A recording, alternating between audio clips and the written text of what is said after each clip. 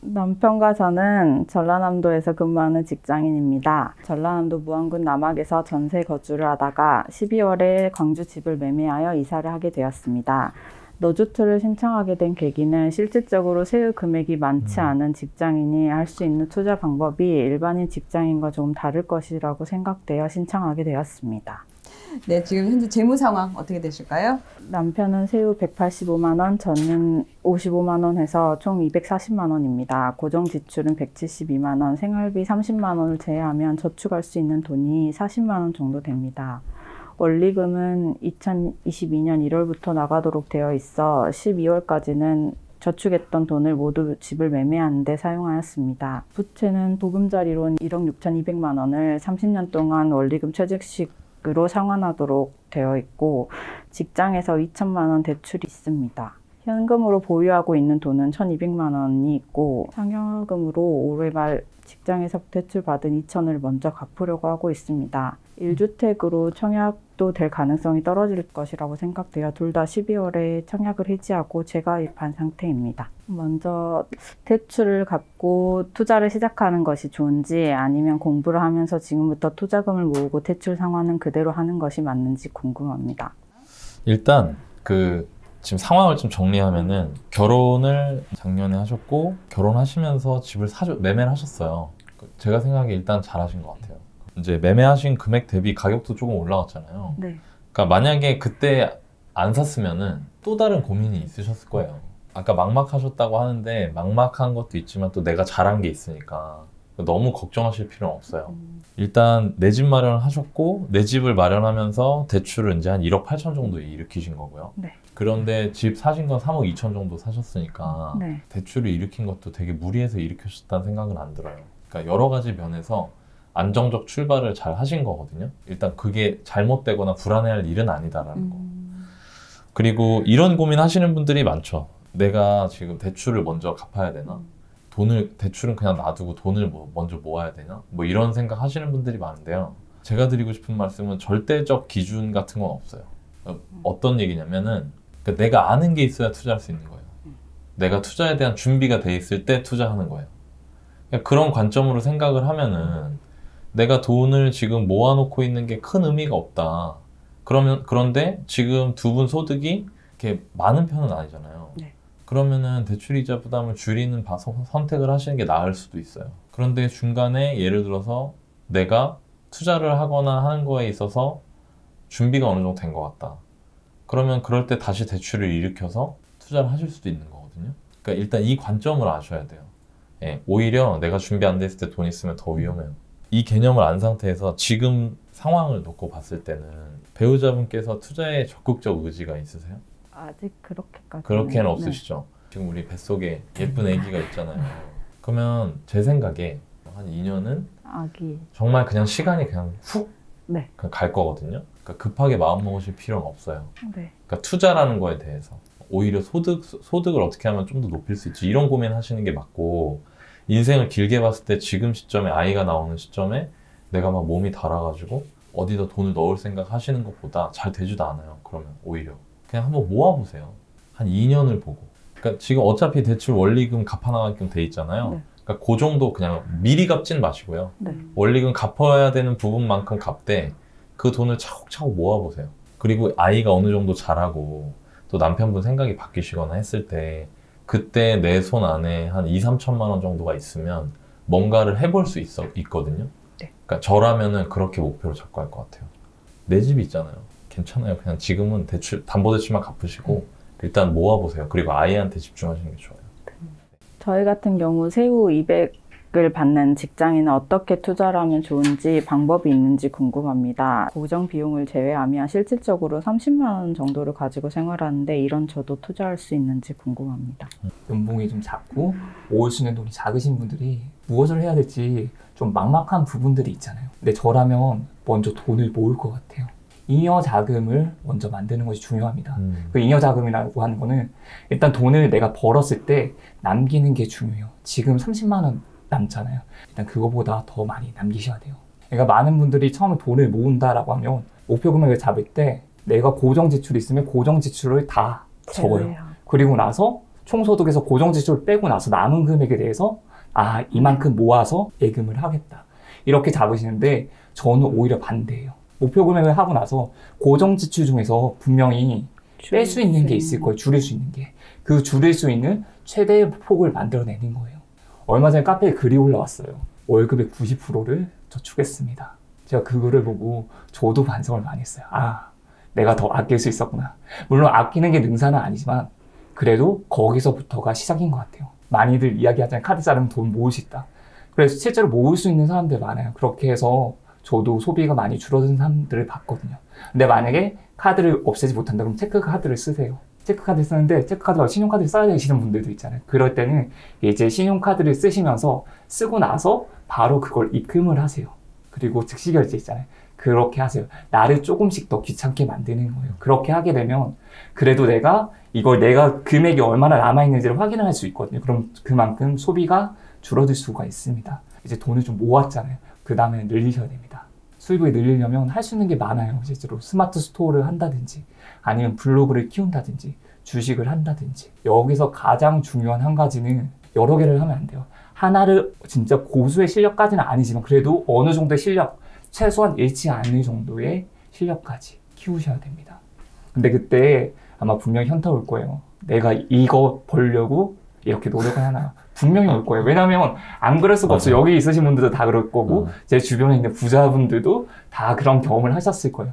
근데 그렇게 생각이 든다면 맞는 거예요. 오히려 거기서부터 시작이 있고 내가 열심히 노력하고 잘하고 있고 시간이 지나고 나면 그게 익숙해져요. 또 익숙해지면 실력도 늘어나게 되는 거예요. 이걸 힘을 안 들이고 내가 어느 정도의 성과를 얻을 수 있을 때가 됩니다. 그러면 그때 내한테 돌아온 돈이 훨씬 더 커질 수가 있거든요. 이렇게 처음에는 돈을 아끼고 돈을 모으는 단계부터 시작해서 그 다음에 돈을 좀 더 버는 단계. 그렇게 해서 조금 전에 너나님께서 말씀해 주셨듯이 한 1년에 3천 모을 수 있을 때까지는 내가 부가적인 소득을 늘리는 게 중요하다고 생각합니다. 초반에 아마 아이를 낳으면 그만큼 또 지출이 늘어날 거예요. 분유값, 기저귀값 상당하게 늘어날 거예요. 근데 그런 부분들이 물론 첫 아이니까 더 좋은 거 사주고 싶고 새 거 사주고 싶고 그거는 솔직히 어떤 부모더라도 그런 마음을 가지고 있긴 한데 제가 지나가 보니까 저도 이제 둘을 키웠는데 기억도 못 하고요.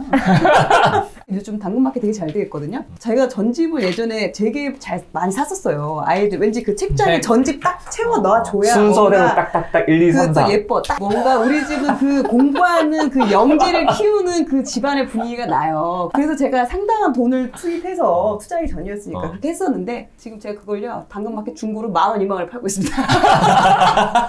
아이를 위해서 한다고 생각이 들었지만 내가 남들한테 보여주기 위한 거였구나라는 생각이 들면서 기저귀나 이런 건 어쩔 수 없이 사야 되겠지만 쓰는 시기가 정해져 있는 것들이 있거든요. 그런 것들은 새 거 말고 그냥 그런 거로도 충분히 활용이 가능하기 때문에 그렇게 좀 아이 그 관련 비용은 그렇게 좀 아끼시는 것도 좀 방법이 되지 않을까라고 생각이 듭니다. 새 거 같은 중고.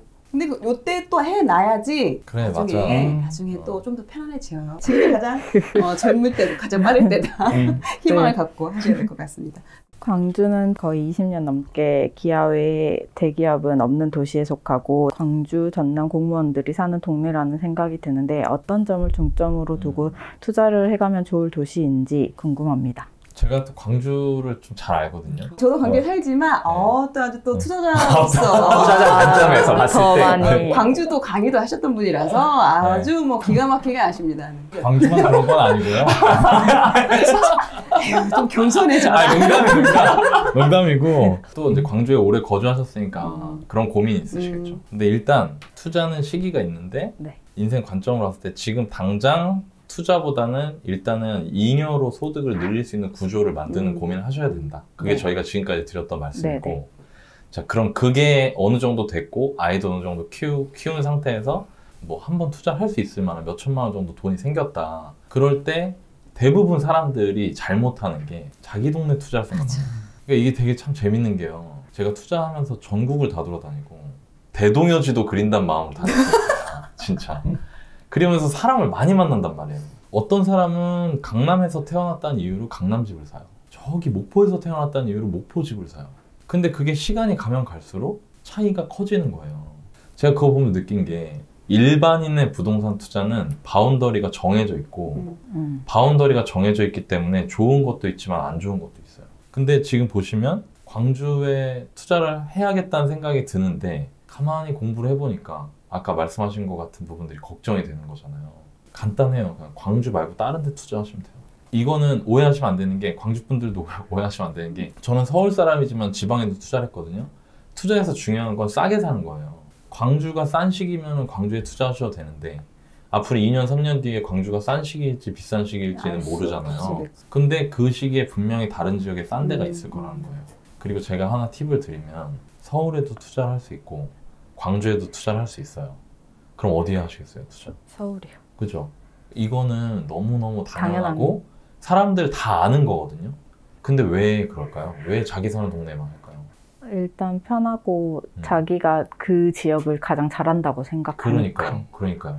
근데 그거보다 더 중요한 게 가격이라는 거예요. 싸게 사는 게 제일 중요해요. 어디가 싼가가 중요한 거예요, 지금 시점에. 그러려면 아까 말씀드린 것처럼 일단 잉여소득 만드시고요. 그 다음에 돈 모으면서 이 정도 돈이 됐다 하면 그때부터 공부하셔도 돼요. 왜냐면 그때는 그때 싼 지역이 또 있어요. 그러니까 이 개념만 아시면 돼요. 아, 내가 꼭 광주 산다고 해서 광주에 반드시 투자해야 되는 건 아니구나. 제가 마지막으로 조언해드리고 싶은 게 있는데, 특히 이제 지방분들 혹은 지방에서 20대 초반에 서울로 오신 분들이 가지고 있는 게 있더라고요. 제가 만나서 얘기해보다 보면 난 안 돼. 나는 서울에 집 못 사. 이게 있어요. 천장이. 있어요. 맞아요. 사람들이 자기 동네만 보는 거는 편한 것도 있는데요. 다른 지역은 자기가 못할 거라는 자기 스스로의 벽들이 있거든요. 그러니까 그거를 깨나가시는 게 좋고, 제 주변에도 저 광주에 제가 아는 투자자 한 분 계시거든요. 저도 있어요. 저도. 네, 아, 그래요? 어머, 나도 알아. 아, 그래? 그분이 수도권에 투자를 많이 하셨더라고요. 맞아요. 얼굴도 이쁘더라. 네. 아, 그건 아니에요. 그건 아니에요. 죄송합니다. 그건 굉장히 잘못된 정보고요. 노코멘트 하겠습니다. 네. 그러니까 그런 걸 걷어내세요. 내가 광주 사니까 광주 투자해야지가 아니라 그 시점에 전국 어딘가에 싼 곳이 어디지를 가지고 거길 찾으려는 노력을 하시는 게 좋다. 그리고 또 마지막으로 광주는 절대 나쁜 도시가 아닙니다. 2021년에 광주가 다른 대도시나 지방 도시들 중에 거의 가장 많이 올라왔어요. 우리 동네는 막 다른 막 부산, 대구, 뭐 대전처럼 대기업도 별로 없는 것 같고 막 이런데 라는 게 나만의 착각일 수도 있다는 거죠. 네. 제일 중요한 건 가격이 싸냐예요. 광주는 쌌기 때문에 오른 거예요.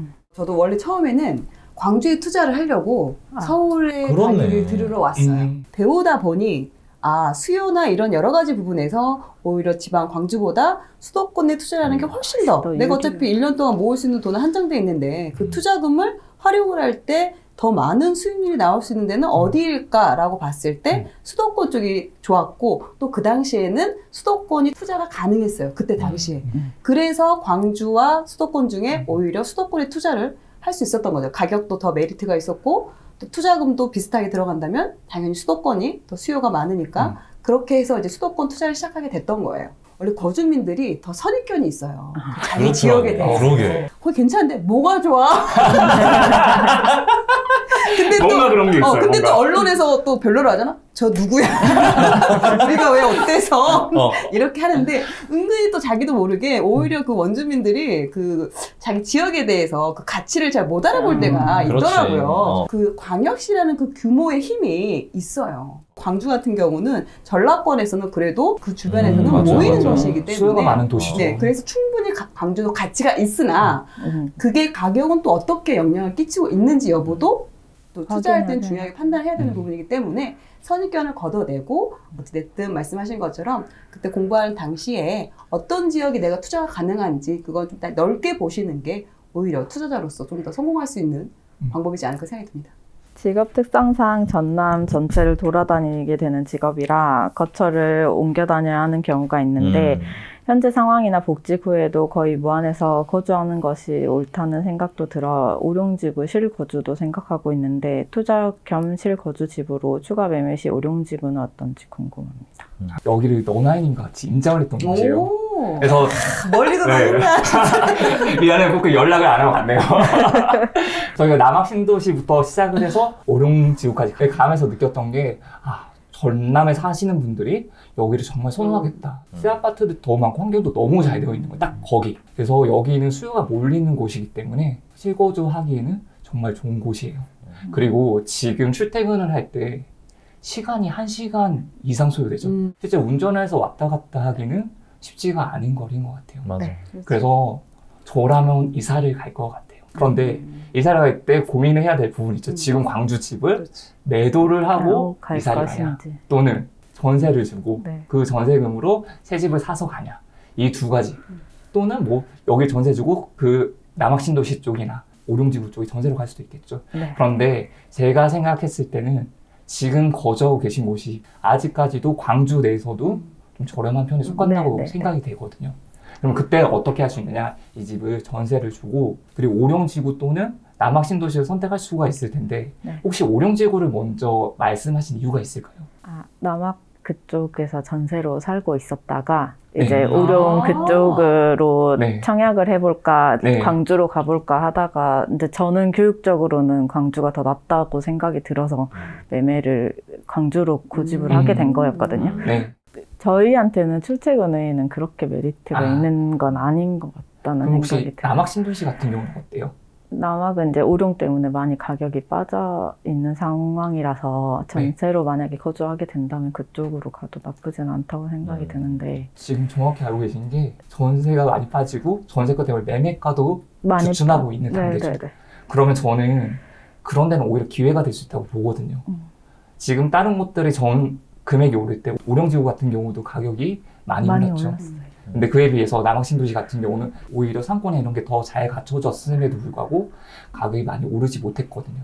그럼 저라면 지금 거주하고 계신 광주 아파트 같은 경우는 전세를 주고 네.